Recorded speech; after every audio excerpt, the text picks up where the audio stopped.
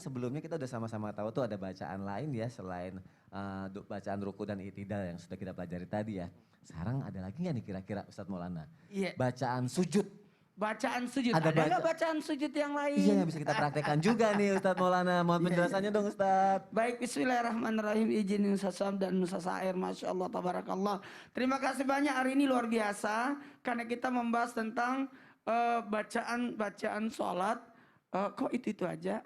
Berarti mohon izin.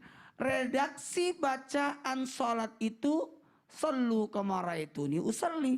Tetap kita melihat merujuk kepada Rasulullah sallallahu alaihi wasallam. Karena ini adalah merupakan syariat.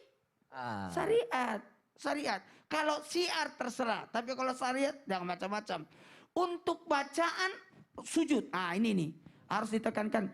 Di sujud itu, mohon izin, mohon maaf tanpa menggurui, di sujud itu sekali lagi diingatkan, pada saat sujud tidak boleh baca Quran di dalam sujud dan tidak boleh baca Quran saat ruku. Ruku dan sujud tidak dibenarkan untuk membaca Quran. Sekali lagi, membaca Quran. Karena di ruku dan sujud itu bacaannya bagaimana kita memuji Allah. Subhana rabbil a'la. Ada juga subhana rabbil a'la wa bihamdihi. Jadi boleh bacaannya subhana rabbil a'la atau subhana rabbil a'la wa bihamdihi. 3 kali. Berapa kali? 3 kali. Kalau kita jadi imam, mohon maaf.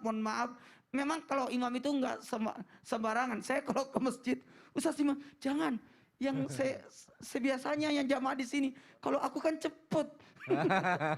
Nanti kaget orang-orang. Jadi kasihan orang-orang. Ustaz jangan. Karena satu, imam itu harus bagus. Yang kedua, akhlaknya mantap, bagus. Yang ketiga, sesuai kesepakatan jamaah. Nggak sembarangan tiba-tiba datang, tiba-tiba nggak sembarangan. Hati-hati. Yang harus ditekankan di saat sujud, mohon maaf ada 2 yang harus ditekankan. Jangan terlalu panjang ketika bacaannya. Karena kalau jadi imam, kasihan makmumnya nengok 3 kali belum naik. Kan itu bisa merusak. Takutnya kelewatan. Makanya dikategorikan gini. Bacaannya cuma 3 kali. Lebih dari 3 kali hukumnya makruh. Lebih dari 5 kali hukumnya haram. Karena bisa mengganggu jamaah. Kalau jadi imam. Dan ini, Ustadz bagaimana dengan orang yang sujudnya lama karena baca doa dalam sujud? Jawabannya memang sujud di dalam sujud itu paling bagus berdoa. Apalagi sujud terakhir. Tapi mohon izin harus saya tekankan. Hanya di dalam hati.